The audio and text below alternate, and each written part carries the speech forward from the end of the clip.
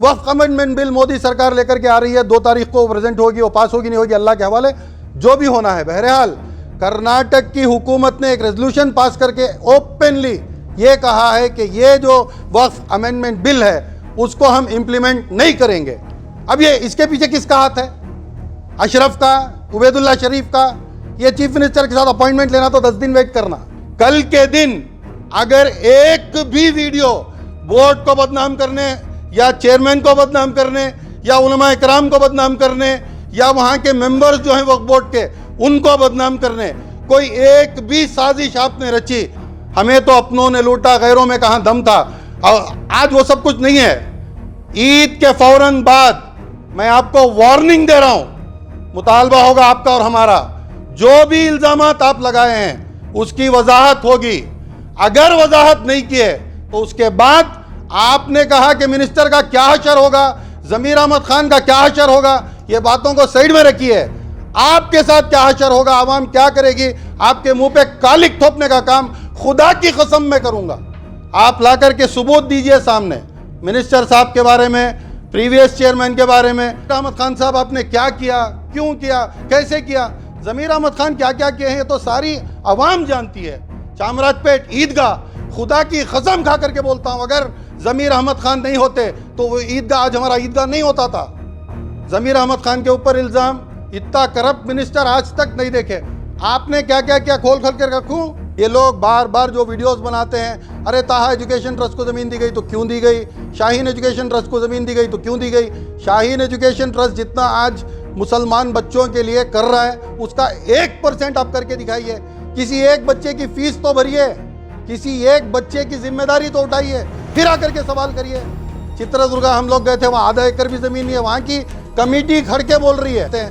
इसके पीछे कौन है, ये आपकी क्या साजिश है, ये आप क्यों कर रहे हैं, ये सब कुछ खुलकर आपका कच्चा चिट्टा ईद के बाद सबके सामने रखना चाहता हूं। इसके लिए मैं बोल रहा हूं कि ईद होने के बाद मैं तो ओपनली अवेलेबल हूं, आप दोनों को भी आना चाहिए, अक्रॉस द टेबल बैठ के इसका यही मीडिया के सामने मुतालबा होगा। आप जो भी इल्जामात लगाएं उसको आपको प्रूव करना होगा, वरना मुंह पे काली थोप करके वहां से उठाकर थूक के हकाल दूंगा, भेजूंगा, ये जुबान है मेरी। देखिए, मुसलसल 2 साल से मैं वीडियोस देखते हुए आ रहा हूं। चंद शरपसंद लोगों की ये कोशिश है कि कैसे भी करके वक्फ बोर्ड को बदनाम किया जाए, मुस्लिम इदारों को बदनाम किया जाए, मुस्लिम लीडरों को बदनाम किया जाए, वक्फ बोर्ड के मेंबर्स को बदनाम किया जाए। हकीकत क्या है कि ये लोग भी वक्फ बोर्ड से जुड़े हुए थे एक ज़माने में, लेकिन इनकी कुछ दाल नहीं गल रही है। आज कोई इनको पूछ के नहीं देख रहा है, थूक के नहीं देख रहा है। इसकी वजह से आज किसी न किसी उन्वान पर बीच में आ जाते हैं, मनधड़क इल्ज़ामात लगा देते हैं और भाग जाते हैं। अगर कोई ठोस सबूत है तो सबूत रख के कोई बात करे, बिना कोई सबूत के, बिना कोई सर, बिना कोई पैर, बार बार उठाना, बार बार मिनिस्टर के ऊपर एलिगेशंस लगाना। जब बीजेपी की हुकूमत थी, जब एक गैर मिनिस्टर होकर के बैठी थी, उस वक्त पर इनके मुंह में क्या लड्डू था? उस वक्त पर कोई सवाल करने के लिए हिम्मत जुर्रत क्यों नहीं किया? आज जब सब कुछ सही से चल रहा है, आज जाकर के हर एक चीज़ के ऊपर इल्ज़ाम लगाना, तनकीद करना, हर एक चीज़ के अंदर से अकाउंटेबिलिटी पूछना। अरे पूछने वाले की सबसे पहले हैसियत क्या है, पहले वो तो जाने। हर बात में निकल के आकर मिनिस्टर ये करे, मिनिस्टर वो करे, मेंबर्स वो करे, चेयरमैन की अपॉइंटमेंट ऐसा कहीं को हुई, उस दिन वो लोग एब्सेंट कहीं को रहे, इनो कहीं को नहीं आए, उनसे कहीं को नहीं। अरे जब वक्फ बोर्ड चल रहा है, ये बोर्ड क्या आपको पूछ कर करेगा हर कोई काम? आपकी हैसियत क्या है? आपको किसी ने ये जिम्मेदारी दी है कि आप वक्फ बोर्ड के ऊपर निगरानी करें? आप क्या निगरानी करने के लिए आप उधर के कुछ हैं? जब आपकी औकात खुद कुछ नहीं है।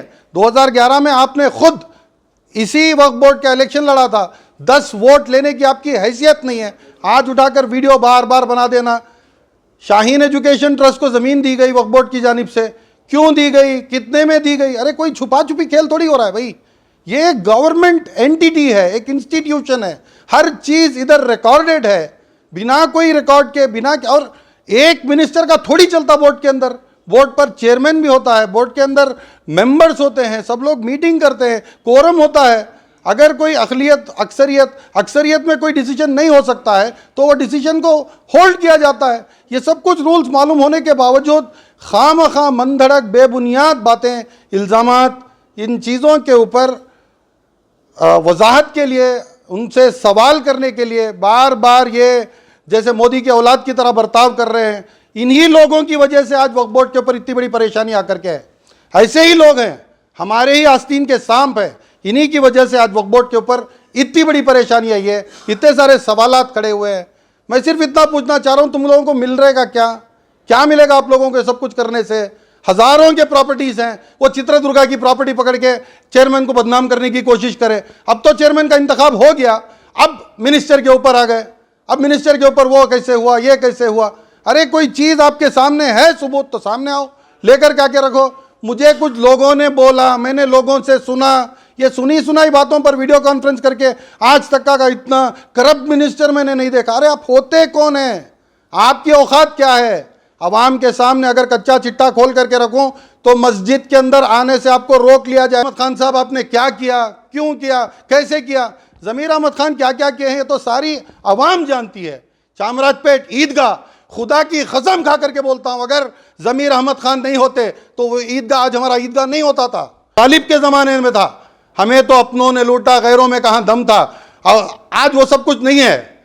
ईद के फौरन बाद मैं आपको वार्निंग दे रहा हूं, मुतालबा होगा आपका और हमारा, जो भी इल्जामात आप लगाए हैं उसकी वजाहत होगी।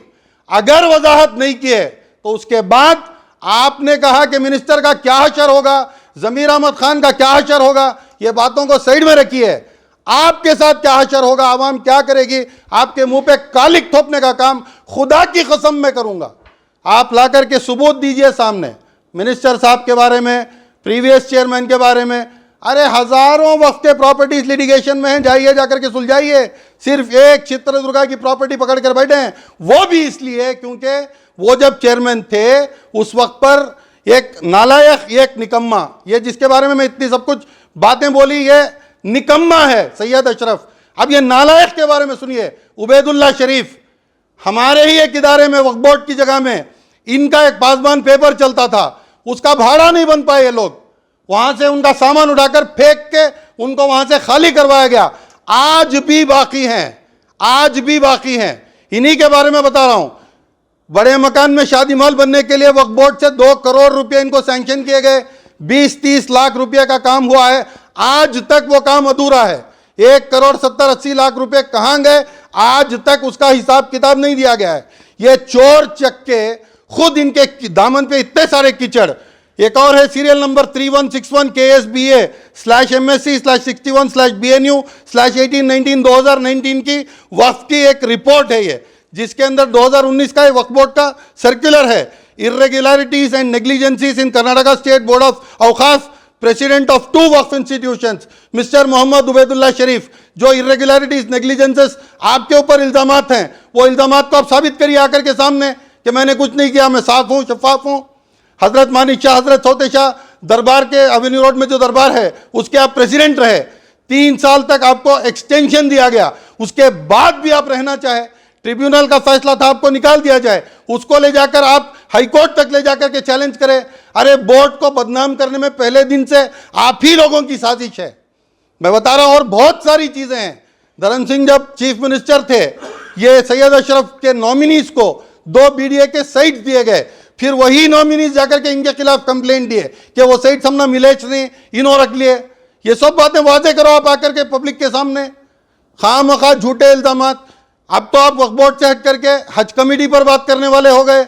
अरे हज कमेटी एक पाक साफ इदारा है जहां पर सिर्फ अल्लाह की, मतलब वो जो पिलग्रिम्स यहाँ से जाते हैं, हुज्जाज इकराम, उनकी खिदमत होती है। वहां पर झूठे इल्जामात लगाकर कोर्ट ने क्लीन चिट दे दी तो आप कोर्ट के बाप हैं, आप सवाल करने की औकात कैसे रखते हैं? आप हैं कौन? पब्लिक के सामने आए। ये आखिरी बार मैं बोल रहा हूं, खुदा की कसम खा करके बोल रहा हूं, ये मैं अकेला बैठ करके प्रेस कॉन्फ्रेंस कर रहा हूं। कल के दिन अगर एक भी वीडियो बोर्ड को बदनाम करने या चेयरमैन को बदनाम करने या उलमा इकराम को बदनाम करने या वहां के मेंबर्स जो हैं वक्फ बोर्ड के उनको बदनाम करने, कोई एक भी साजिश आपने रची, खुदा की कसम ईद के बाद इसका बराबर मुतालबा होगा, आपको सामने आना होगा। जो भी इल्जामात जिन किसी पर आपने लगाए हैं, इन सब की वजाहत आपको करनी होगी।